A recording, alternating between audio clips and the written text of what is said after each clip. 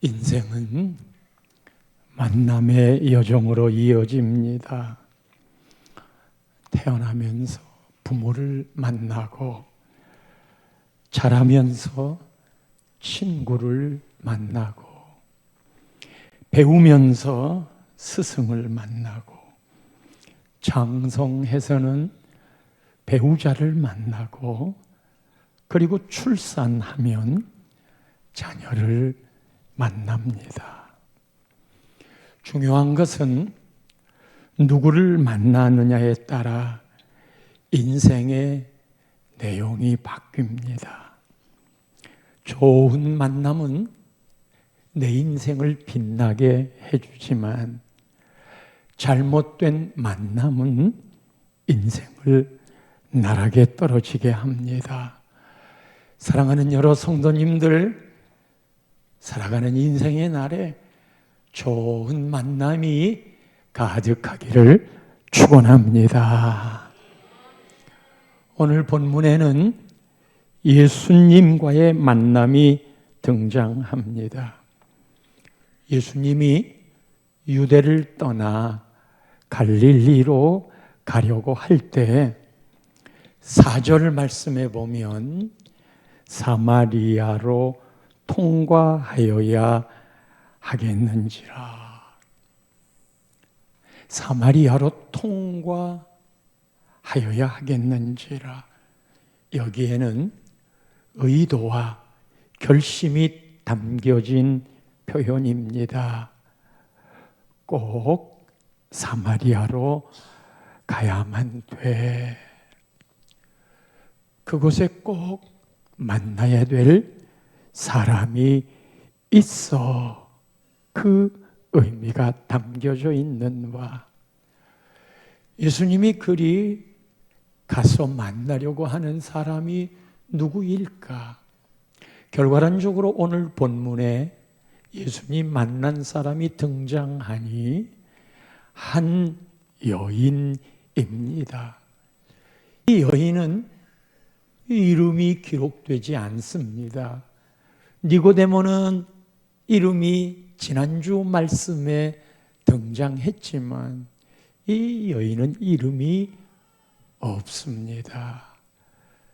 당시 문화로는 여인은 숫자에도 넣지 않는 존재로, 지금식으로 표현하면 남녀 차별이 있던 당시의 문화 속에 살았던 여인인 바. 특별히 그의 이력서에는 사마리아 출신이라고 적어야 했지요. 사마리아인은 유대 백성들이 살고 있다가 강대국 아수르, 세계사 시간에는 아시아라고 배웠어요. 아수르가 와서 이 나라를 정복합니다. 포로로 잡아가기도 하고 그곳에 있는 사람들을 이곳에 이주시켜서 정치적인 목적도 있던 바 유대 사람들과 결혼을 시키고 이른바 그 안에서 순수 혈통이 무너지고, 그러니까 아수르 사람들과의 사이에 다른 2세들이 태어나는데 유대인들은 이방인들을 인정하지 않기 때문에 그렇게 태어난 부류의 사람들을 아주 무시했어요. 상대도 하지 않았어요. 그 무리들이 모여 있는 곳이 사마리아인 바, 그 지역을 지나가지 않고 뺑 돌아서 가더라도 안 가려고 그래요. 예수님이 이 사마리아 여인에게 간 건데 무엇보다도 이 여인이 소외되었던 것은 물을 기르러 우물에 왔는데 성경에 6시라 그랬어요. 성경에 나오는 시간에다가 지금 우리가 살고 있는 시간으로 환산을 하려면 무조건 6을 더하면 됩니다. 때가 6시쯤 되었더라. 지금 우리 식으로는 낮 12시 정오 시간입니다. 이게 왜 중요하냐 하면 여러분, 팔레스타인 땅은 일교차가 많아서 밤에는 춥지만 낮에는 몹시도 덥습니다. 그래서 낮 12시쯤에는 사람들이 일하는 시간이 아니고 여인들이 물 기르러 오는 시간이 아닙니다. 이제 서늘해지는 시간쯤에 우물가로 모이는데 아무도 오지 않는 그 시간에 이 여인이 물을 기르러 왔다는 것은 그 주변에 이 여인과 사귈 수 있는 그런 사람이 없다는 것이요. 외로운 여인, 소외된 여인인 바. 그럴 이유가 있겠지요. 그 이유가 이 여인은 남편이 5이나 있었고, 그리고 지금 사는 6번째 사람도 남편이 아닙니다. 우물가에 만난 여인들이 좋아했겠어요? 저 여자가 내 남편도 안 건드릴까? 그런 생각을 안 했겠어요? 수군거리는 그 모습을 이 여인이 듣고 싶었겠어요? 남자를 전전했던, 주변에 말할 사람도 없는 절망감에 인생을 방황했던 허전한 삶을 살고 있는 여인이에요. 그런데 이 여인이 무기가 있어요. 여러분, 남자가 지금 6번째잖아요. 남자들이 이 여인한테 간다는 건 나름 이 여인에게는 미모가 있었을 거예요. 미인이었을 거예요. 이 미인이었던 여인에게 그가 가지고 있는 이 허전함을 메울 수 있는 방법이 자기를 따라다니는 남자들에게 자기의 허전함을 채우려 했겠지요. 이 여인이 우물에 물 기르러 왔다가 예수님을 만납니다. 여기서 반짝 퀴즈 하나 드리겠습니다. 예수님이 먼저 우물에 와서 기다리고 있었을까? 아니면 이 여인이 물 길러 오자 예수님이 가셔서 물을 달라 했을까? 1번이에요? 2번이에요? 예수님이 먼저 와 있던 게 1번, 이 여인이 먼저 와 있던 게 2번, 1번이에요? 2번이에요? 네. 네. 예. 정답을 말씀드릴게요. 6절 말씀에 보면 거기 또 야곱의 우물이 있더라. 예수께서 길 가시다가 피곤하시지. 육체를 입으셨으니 우물 곁에 그대로 앉으시니 때가 6시쯤 되었더라. 그리고 7절이에요. 사마리아 여자 한 사람이 물을 기르러 왔음에. 그러면 1번일 가능성이 더 많지요. 이 여인에게 예수님이 물을 좀 달라 하세요. 1번인가 2번인가를 물어보는 게 큰 의미 없는 것 같지만 예수님이 가기 싫어하는, 다른 사람이 안 가는 사마리아에 먼저 가신 건 만날 사람이 있기 때문이에요.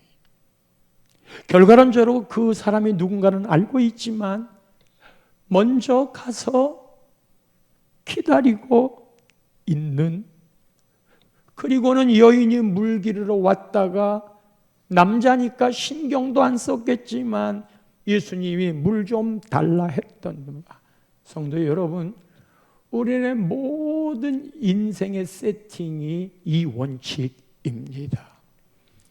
우리는 하나님의 작정한 사람들이라, 하나님의 큰 그림 안에 우리가 있으며 하나님이 우리를 얼마나 주밀하게 살펴보시는지 그 하나님의 간섭하심과 섭리하심과 그 사랑하심의 세팅이 우리 앞에 놓여 있어요. 우리는 그거를 인식하지 않으면 내가 하니까 하는 거지라고 생각하겠지만 예수님은 우리를 위해서 그렇게 다 먼저 세팅해 놓고 기다리고 있다니까요. 오늘 우리가 예배를 드리러 왔잖아요. 예배를 드리러 우리가 왔기 때문에 오늘 예배를 드리는 것 같지만 우리가 예배를 드리기 전에 먼저 하나님이 오셔서 이 자리에서 우리를 기다리십니다. 예수님이 먼저 우리를 기다리십니다. 나를 향한 예수님의 삶의 디자인이 먼저 있었어요. 오늘도 먼저 오셔서 예배 드리러 오는 여러분들을 기다리셔요. 그 여러분들에게 이야기해요. 물 좀 다오. 물 좀 다오. 예수님이 물을 달라는 건 육체의 피곤함 때문에 물리적인 요구로 갈증을 해결하고 싶은 마음도 있겠지만 이게 예수님의 전도 방법이에요. 여러분, 예수님 여기서 물 한 잔 먹으러 오셨겠어요? 이 여인을 향한 예수님의 마음이 있는 거예요. 그러려면 이 영혼을 구원하기 위해 전도하는 방법으로 예수님이 제일 먼저 물 좀 달라고 먼저 말을 걸었어요. 현장의 접목이에요. 너희는 가서 모든 민족으로 제자를 삼아. 가야 제자를 삼는 일에 출발이 되는 거예요. 복음의 말씀을 전하는 사람이 없으면 어찌 전하는 자가 없는데 그 말을 들을 수 있겠습니까? 그것도 우물가에서 예수님이 물이라는 주제를 가지고 이 여인의 관심사를 이끌어서 전도하시는 거예요. 이 말을 듣던 여인은 불쾌했어요. 왜냐하면 유대인 남자거든. 사마리아 여자 자기한테 말을 걸다니. 상종하지 않는 사마리아 여인에게 유대인 남자가 어떻게 나에게 말을 겁니까? 기분 나쁘다는 말이에요. 이치에 맞지 않는다는 말이에요. 예수님이 이렇게 말한 내가 누구인지 알았더라면 10절입니다. 그가 너에게 생수를 주었으리라. 이 야곱의 우물물을 마시러 오는 자마다 다시 목마르지만 14절 내가 주는 물을 마시는 자는 영원히 목마르지 아니하리니 내가 주는 물은 그 속에서 영생하도록 솟아나는 샘물이 되리라.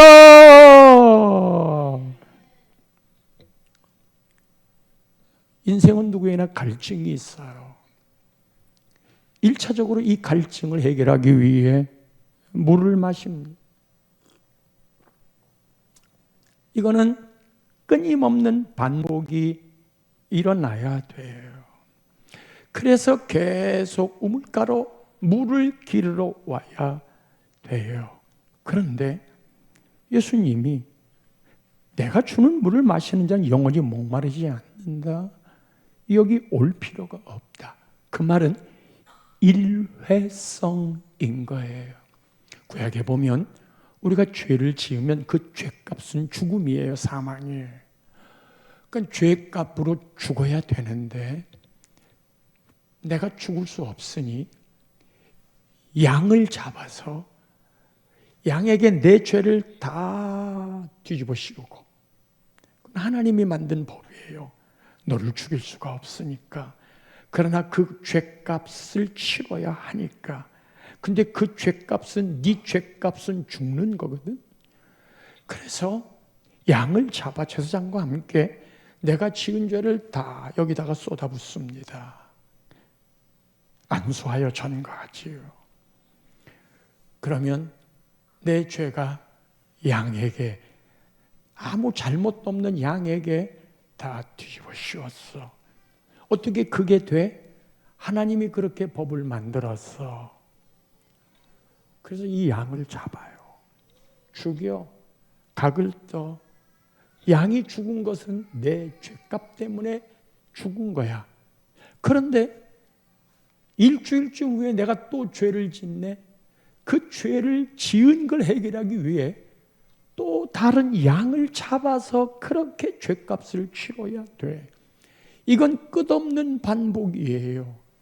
그런데 우리 하나님이 외아들 독생자 예수 그리스도를 나 같은 죄인의 죄를 담당하도록 예수님 십자가에 죽게 하사, 누구든지 그 사실을, 내 죄를 예수님이 대신 짊어지셔 죽으셨다는 하나님의 법을 받아들이고 믿는 자는 예수님이 십자가에 네 죄값 때문에 다 대속으로 속량하여 죽었기 때문에 너는 자유함을, 너에게 죄 없다 할 것이다. 이게 놀라운 복음의 비밀이고, 아니 어떻게 내가 108번뇌도 안 했는데, 어떻게 내가 자해하는 소동도 안 했는데 그렇게 용서하느냐. 용서했다. 하나님의 약속이다.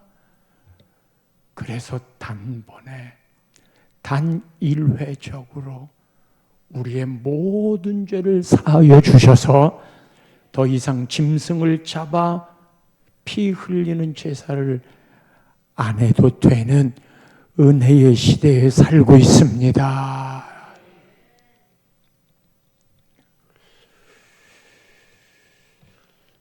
내가 주는 평안은 세상이 주는 평안과 같지 않다. 여러분 평안하세요? 지금 여러분 평안하세요? 우리는 돈이 없을 때는 대박을 치면 돈이 벌리고 빚을 다 갚으면 내가 두 다리 쭉 뻗고 살겠다. 그래서 돈을 벌었을 때 그 문제가 해결이 되어 마음이 평안해져요. 두 다리 뻗고 살 수 있네. 그게 얼마나 가시던가요? 돈 쓸 때가 또 다른 때 없던가요? 덜컥 병이 나서 병원비 마련해야 할 그 일이 지면 안 되던가요? 자식이 사고를 쳐서 그것을 막아야 될 일은 또 없던가요?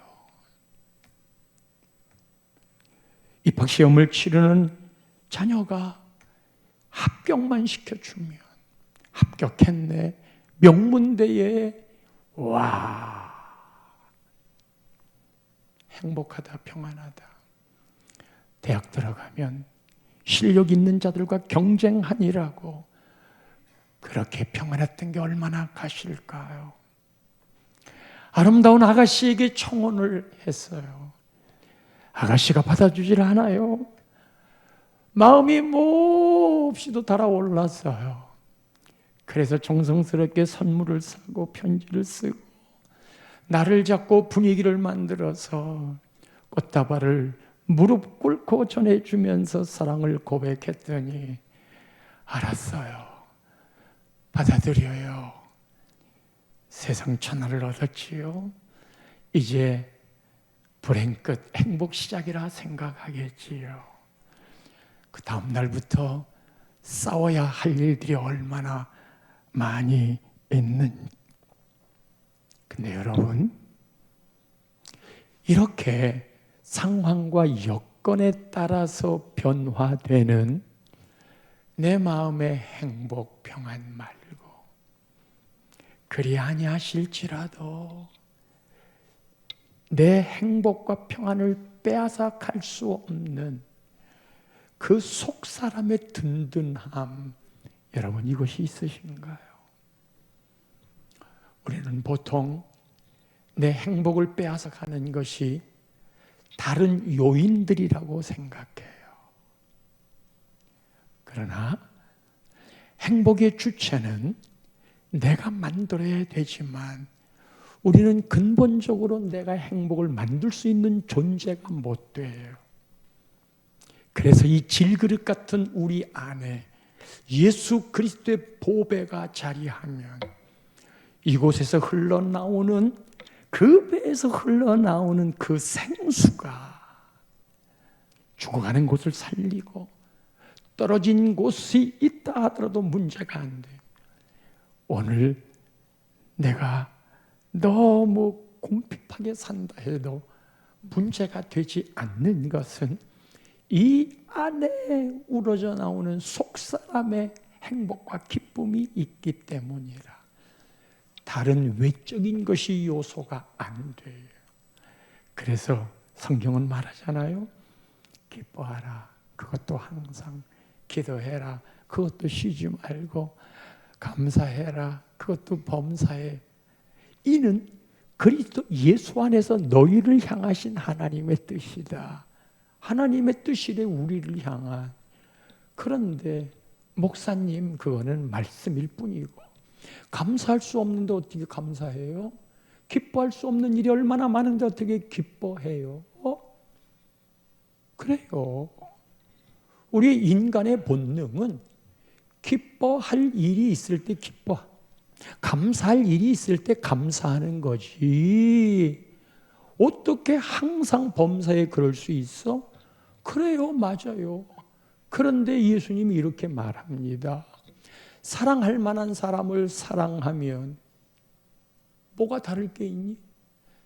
미워할 사람을 미워하는 거 당연하고 나한테 잘해주는 사람을 사랑하는 거, 그거 이방인도 그렇게 하는 일을, 하나님 없는 사람들도 그렇게 한다. 네가 하나님이 있어? 너에게? 모든 게 다 그런 상대적인 여건에 따라 내가 행복하고 불행해지는 건데, 생수의 비결은 이 한 번으로 내 안에서 그런 문제들을 쓰나미처럼 다 몰아갈 수 있도록, 그것이 나를 뒤집는 게 아니고 이겨낼 그 배에서 영생하도록 솟아나는 생수가 있어. 근데 왜 그러지 못하는 줄 알아? 왜 항상 기뻐하고 범사에 감사하지 못하는 줄 알아?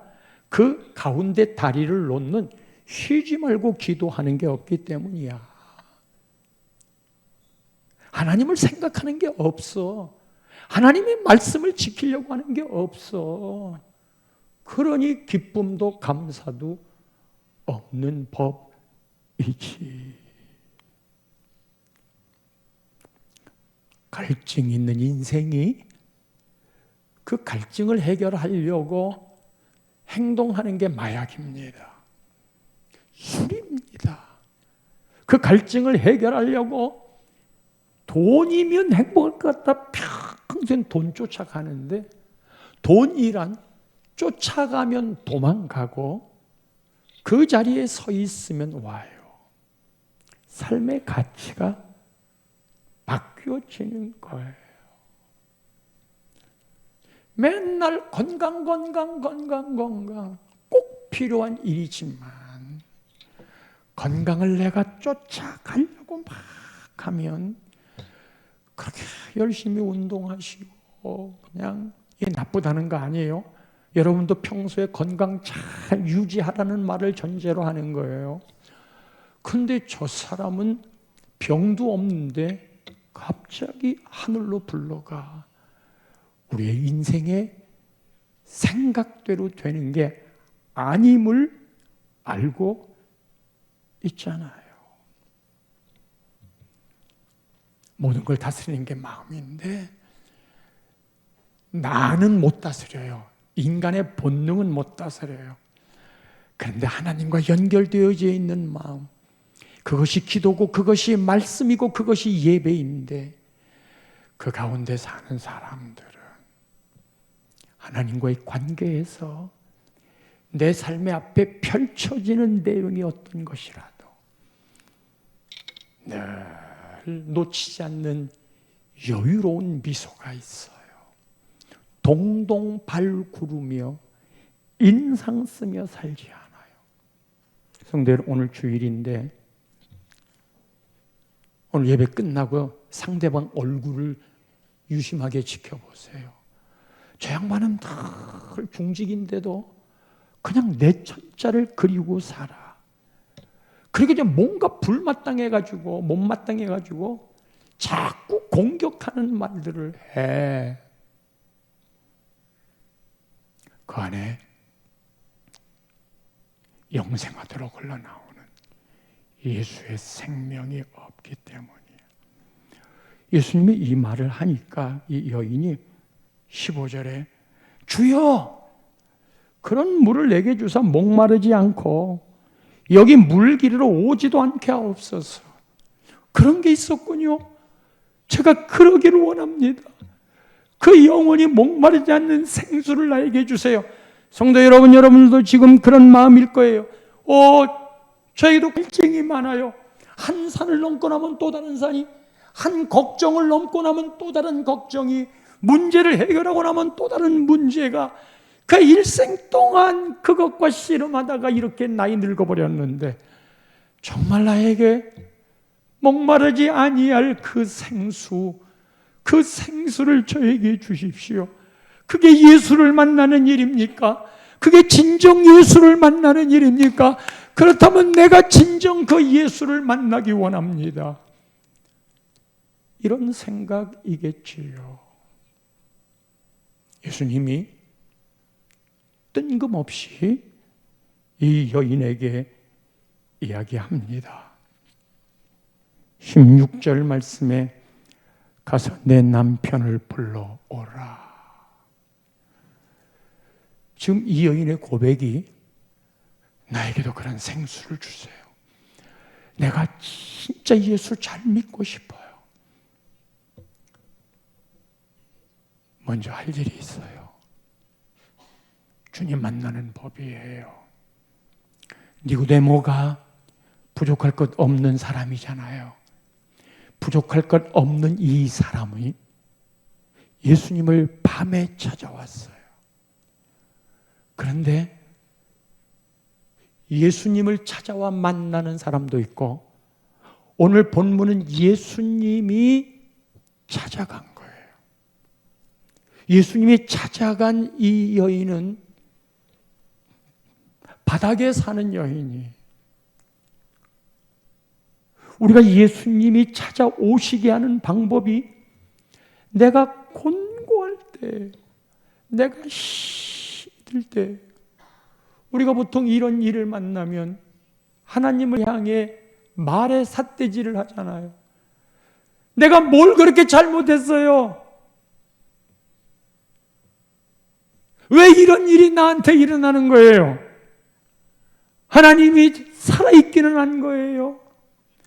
그렇게 말의 삿대질을 막 하잖아요. 내가 뭘 잘못했는데. 그런데 여러분, 니고데모에게는 찾아가지 않았어요.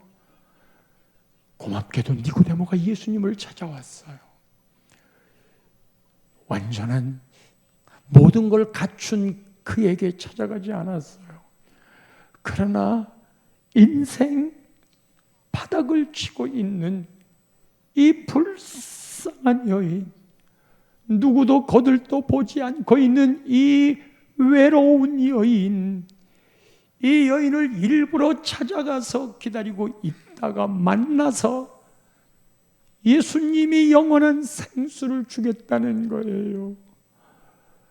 성도 여러분, 어느 날 너무 곤고하고 힘들고 아플 때가 있어요. 하나님, 내가 목사잖아요. 이러면 어떻게 주님이 증거가 되나요?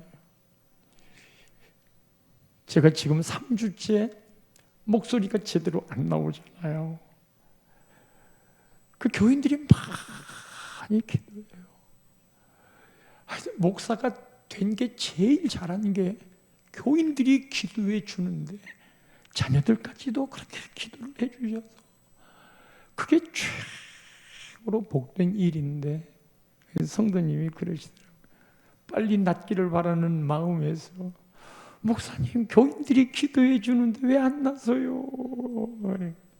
교인들이 다 기도하는데 왜 안 나서요?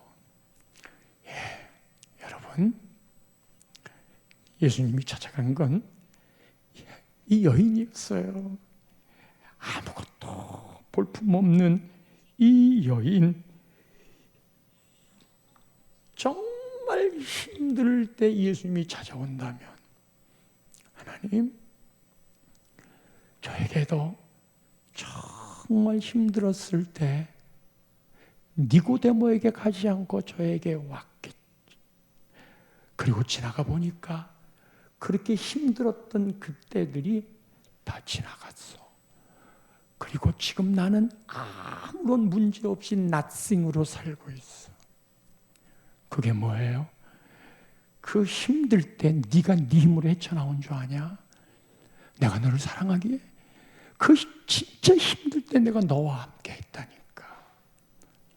이거를 느끼는 사람과 느끼지 못하는 사람의 차이일 뿐이고, 이 느낌은 믿음이라는 통로를 통해서 깨닫게 되는 것인 바. 뜬금없이 남편이라니. 자, 네 남편을 불러와라 그랬을 때 제일 먼저 본능적으로 나타나는 반응은, 아니, 이 남자가 왜 내 남편 이야기를 해? 아니, 이 사람이 이거 인신공격하네? 그게 지금 자랑스러운 남편 이야기가 아니잖아요. 명예훼손 걸 일이잖아요. 근데 이 여자가 숨기고 싶은 게 남편 문제거든요. 그런데 예수님이 이걸 딱 지적해버리네? 당신이 뭔데 나한테 물 얻어먹는 주제에 내 남편 이야기를 해. 그 말이 맞음에도 불구하고, 그 말이 팩트임에도 불구하고, 팩트는 사라지고 내 자존심을 건드렸던 그 부분 때문에 당신이 예수면 예수지, 당신이 목사면 목사지, 내 처지 돼봤어? 내 신세 돼봤어? 쉽게 하나님 말씀 갖다 붙이지만 받아들이기 싫어요. 그게요, 내 마음에 존재해 있는 내 부끄러움이 벗겨지자 완전히 창피해가지고 못하게 하는 거예요. 그게 분노로 확 퍼져서 다시는 나한테 잔소리하게 하기만 하면, 내 부끄러운 것을 지적하기만 해봐 되레 화를 내고 무한하게 만듭니다. 이게 보통 인간의 반응이에요. 근데 여러분, 말하지만 여러분이 진짜 예수를 만나기 원하면 내 안에 말하고 싶지도 않은 이 죄를 해결해야 돼요. 니고데모에게는 물과 성령으로, 물의 정결함, 예수님이 그래서 세례 요한도 회개하라, 천국이 가까웠느니라, 이게 거듭남의 출발이라고 그랬어요. 거듭남은 예수를 만나는 건데 이 예수를 만나는 출발은 우리 안에 있는 태양을 가리는 구름을 치우는 거예요. 하나님을 만나게 하는 걸 풀어버리는 거예요. 그게 내 죄예요. 이 여인에게는 그게 남편의 문제예요. 근데 우리는 이게 치워지면 만나는 주님이 좋은데 이런 모습으로 주님을 만나면 더 두렵다는 생각이 들어요. 그래서 가면을 써요. 그래서 가식을 해요. 그래서 나는 죄 안 지은 사람처럼 해요. 셀이라는 건 그 안에 정도의 차이는 있겠지만 모든 사람들은 내가 잘났소라고 이야기하는 게 동창의 모임이고 세상의 모임이에요. 그런데 예수 안의 모임은 내가 죄인이요. 내가 참 부족한 사람이에요. 내가 이렇게 사는 건 그대 때문이 아니고 나 때문에 그대가 힘든 거예요. 그래서 결혼을 하는 부부가 신혼 초에는 저 여자가 왜 저러는 거야? 이 생각을 해요. 저 여자 말고 미스 박을 만났으면 더 좋았을 텐데 그 생각을 해요. 그러다가 믿음 안에 말씀이 들어가 세월이 낙낙창송처럼 쭉 그냥 그런 연륜이 되면 하나님 신혼 때에는 너 때문에 내가 불행한데 지금 보니까 나 때문에 아내가 정말 고생했군요. 모든 교회의 셀, 교인들과의 관계 전부 다 이 부분이에요. 나 때문에 당신이 힘들었겠구나. 근데 우리는 그 안목을 가져요. 왜냐하면 그렇게 했다가 한 불 꺾여 들어가는 것 같거든. 그리고 그렇게 하면 상대가 나를 무시하는 것 같거든. 그래서 그걸 안 보이려고 난척하는데 거기에는 예수 공동체가 사라집니다. 언제나 내 문제예요. 근데 하나님의 은혜가 강하면 강할수록 하나님 내가 이것밖에 안 되네요. 그리고 이렇게 살아가는 게 다 하나님의 은혜예요. 그렇게 되면 서운해지는 사람이 없어. 서운해지는 사람이 없어. 그리고 내가 잘하는 게 있어도 그 잘난 척을 안 하게 돼요.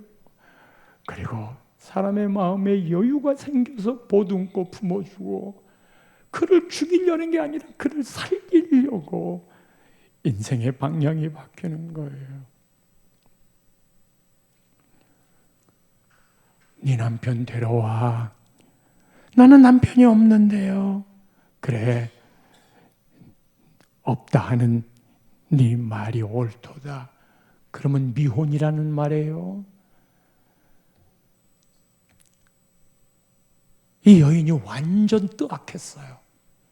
왜냐하면 한 번도 자기가 남편 5 있었던 걸 얘기 안 했거든. 예수님이 다 꿰뚫고 말하거든. 성도 여러분, 우리가 하나님 인식을 안 하면 내 안에 있는 죄들 사람이 모르면 된다고 생각을 해요. 사람 앞에 가리워요. 남편이 바람 피고 들어오면 아내한테 더 잘해줘요.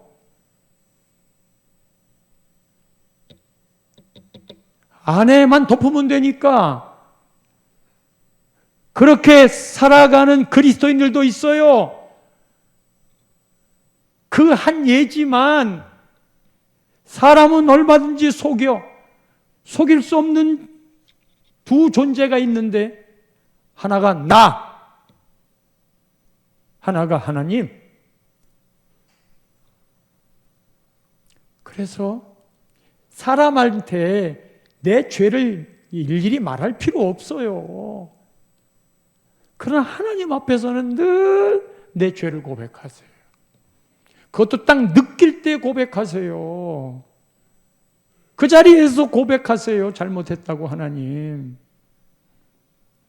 이게 없으니까 교회가 인간의 집단으로 바뀌어가려고 그래요. 이게 해결이 되지 않으면 예수를 못 만나니까 예수님이 부끄럽겠지만 네가 갖고 있는 문제 남편 데리고 와. 이게 예수님에게 다 알려지니까 평강이 오는 거예요. 예수님한테 숨길 게 없네. 그게 죄 사함을 받는 거예요.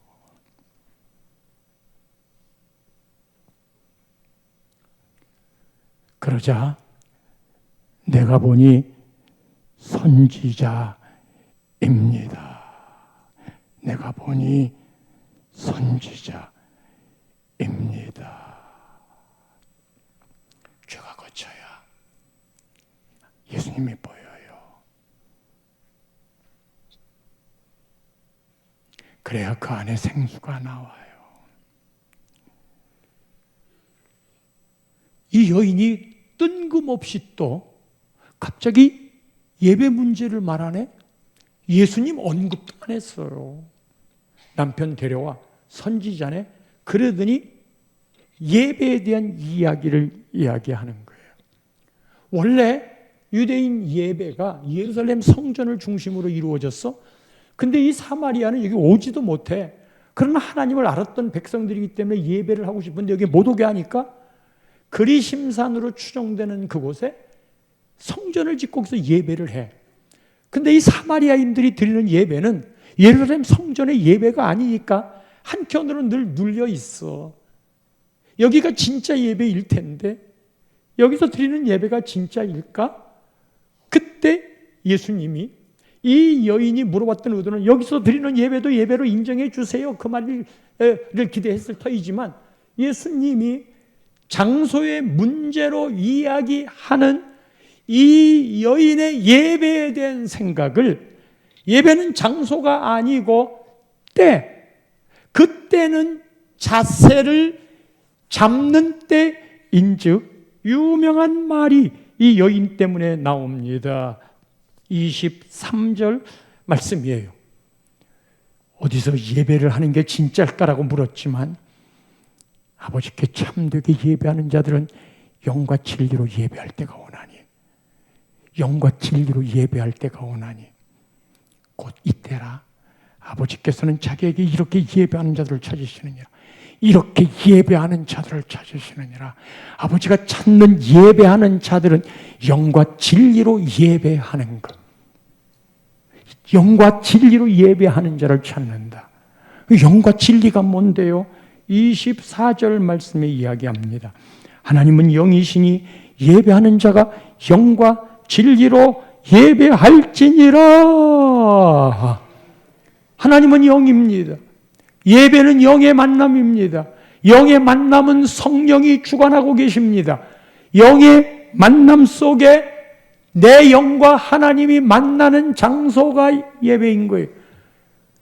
사람 만나는 그 은혜가 없는 건 아니지만 예배는 하나님의 영과 내 영이 만나는 거예요. 그래서 영으로 예배하는 거예요. 우리가 예배를 드릴 때 헌금을 하더라도 얼마를 헌금해야 되는 건가 하고 사람한테 처음 교회 올 때는 물어봐요. 얼마를 헌금해야 되는 건지 여러분 그거를 하나님께 물어보세요. 그래서 가난하더라도 많이 드리고 싶은 마음이 있는 게 있고 있더라도 인색하게 드리고 싶은 마음이 있는 거예요. 기준이 없어요. 교회에서도 헌금을 많이 하는 사람을 알아주는 것이 된다고 한다면 그건 영의 예배가 아니에요. 오늘 찬양대가 여기 와서 찬양을 할 때 아주 예쁘고 아름답게 차리고 오는 건 여러 회중들로 하여금 기분 좋은 일이니까 잘 가꾸시는데 사람을 보고 의식하고 그게 필요 없는 게 아니에요. 우리는 육체를 입었기 때문에 그것도 관심 써야 되지만 내 찬양을 하나님이 기뻐 받으실까? 오늘 예배도 설교를 여기서 설교자가 하지만 그 설교를 들으면서 저 설교가 왜 저래? 이거 목소리도 좀 잘 관리 좀 하지? 그건 그 내용이 아니잖아 라고 생각하고 설교자에게 집중을 하면, 그리고 여기 서 있는 설교자도 하얀 양복을 멋지게 입고 자기를 잘 다스리고 목 정도 다듬어서 그냥 아주 영롱한 목소리로 사람을 울리고 웃겼다가 야 정말 설교 잘하네, 그쪽에 신경 쓰고 설교를 한다면 여러분 그거는 영의 예배가 아닙니다. 영이 떠난 예배입니다. 그래서 여러분 너무나 예배는 일종의 약속이기 때문에 언제 시작해서 언제쯤 끝난다는 일종의 약속이 있기 때문에 그 틀을 무시해서도 안 되지만 그냥 딱 시간 재가지고 성령이 움직일 틈도 없이 우리가 짠놓은 스케줄로 예배하는 것. 어느 때는 앉아서 성령님과 함께 울기도 하고, 어느 때는 기뻐서 빨리 끝나기도 하고, 물론 그것도 일정한 틀 안에 약속된 것이긴 하지만 문제는 영으로 드리자는 거예요. 그러면 진리는 뭐냐? 진리는 거짓됨이 없는 거예요. 성령은 늘 진리의 영이에요. 영과 영이 만나면 그곳에 거짓이 없어요. 내가 하나님께 예배한다는 생각을 가지면 거기에 거짓이 없어요. 사람을 판단하고 평가할 그런 기회가 없어요. 은혜가 됐으면 하나님이 오늘 같은 날 내 마음에 이렇게 큰 위로를 주시는군요 하고 감사밖에 없는 거예요. 그게 성실하고 정직하게 거짓됨 없는 자세로 드리는, 진리로 드리는 영이에요. 영과 진리는 둘 다 하나님 앞에서 내가 예배한다는 그 뜻인 바. 이렇게 얘기를 해놓고 이 여인이 짧은 시간 만났지만 예수님에 대한 생각이 확 바뀌었어. 처음에는 유대인이라고 얘기했어. 9절에 유대인 남자가 나한테 말이에요. 그러더니 조금 있다 생수 이야기를 하니까 11절 말씀에 주여, 존중하는 표현이에요. 주인이여 하는 뜻이에요. 그랬다가 이 여인이 남편 이야기를 하니까 19절에 하는 말이 선지자로소이다 그랬어요. 그리고 예수님과 대화 나누고 이 여인이 오늘 본문 읽지 않았지만 28절과 29절에 보면 여자가 물동이를 버려두고 이제 물길로 왔어. 근데 예수를 만나고는 물길로 왔다가 물동이를 버려두고 동네에 들어가 사람들에게 말하는 거예요. 이 여자가 사람을 피하는 공황증이 있는 여자예요. 그런데 사람들에게 가가지고 29절 말씀 보세요. 내가 행한 모든 일을 내게 말한 사람을 와서 보라. 이는 그리스도가 아니냐. 내게 행한 모든 일을 내게 말한 사람을 와서 보라. 이는 그리스도가 아니냐. 마지막에는 그를 메시아 그리스도로 인정하고, 사람들이요 30절에 보면 그들이 이 동네에서 나와 예수께로 오더라. 사마리아인들이 갖고 있는 정서는 비슷할 거예요. 눌림의 삶일 거예요. 그래서 아주 그냥 뻔드르름한 그런 사람들이 몰려 사는 곳은 이 여자가 이 말했어도 듣지도 않을 거예요. 같은 마음을 갖고 있는 이 사마리아 여인들이 동네에서 나와 예수께로 이 여인은 부끄러운 여인이에요. 그런데 예수를 만나더니 사람들 앞에 치마 내려가는 것도 잊어버렸을 거야. 내가 만난 예수 바로 그가 메시아다. 사람들이 쫙 예수께로 갔어. 그리고는 39절에 보면 여자의 말이 내가 행한 모든 것을 그가 내게 말했다. 증언함으로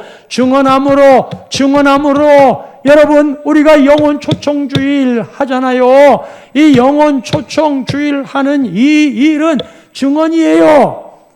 우리는 보통 내가 뭐 아는 게 있나? 아이고, 내가 뭐 욕꼬라진데 무슨 놈의 전도야? 여러분이 만난 예수를 이야기해서 우리 가자. 우리 한번 가자. 영혼 초청 주일 한다고 하는데 귀빈으로 초청하니까 한번 가자. 이 여인이 한 건 증언한 것뿐이었어요. 내가 만난 예수. 내가 우리 나눔의 교회 가보니까 평안하더라. 우리 나눔의 교회 가니까 교인들이 다 나를 위해서 좋은 말도 해주더라. 그리 아니할지라도 내가 예수를 만나니까 그게 문제가 안 되더라. 많은 사마리아인이 예수를 믿었어. 이 한 여인 때문에. 여러분, 복음의 법칙이 있는데요. 무시당하는 사람 있잖아요. 그 사람을 소중히 여겨서 그에게 예수를 믿게 하면 하나님은 그 교회를 크게 써요. 그리고 40절, 41절 보면 예수의 말씀으로 말미암아 믿는 자가 더욱 많아. 42절 이렇게 말합니다. 그 여자에게 말하되 이제 우리가 믿는 것을 너의 말로 인함이 아니니. 이제 우리가 예수를 만났거든, 예수를 믿었거든. 그런데 이렇게 예수를 믿는 거는 사마리아 여인 네 말로 인함이 아니고 우리가 친히 듣고 그가 참으로 세상의 구주이신 줄 알미라. 우리가 하는 것은요, 내 말을 듣고 그가 믿게 하는 게 아니에요. 예수께 가자. 그러면 그곳에 선포되는 하나님의 말씀 때문에 그가 믿는 겁니다. 우리가 할 수 있는 일은요, 초대하는 거예요. 그 말을 안 하면 그게 하나님의 섭섭함이 되는 거예요. 그를 믿게 하는 건 예수님의 말씀이 그를 믿게 하더라. 우리 부담 덜어주잖아요. 어쩌면 사마리아 여인일 수도 있어요, 우리가. 그래, 찾아온 하나님의 은혜가 얼마나 큰지 그것만 7월 영혼 초청 주일에 함께 나눌 수 있기 바랍니다.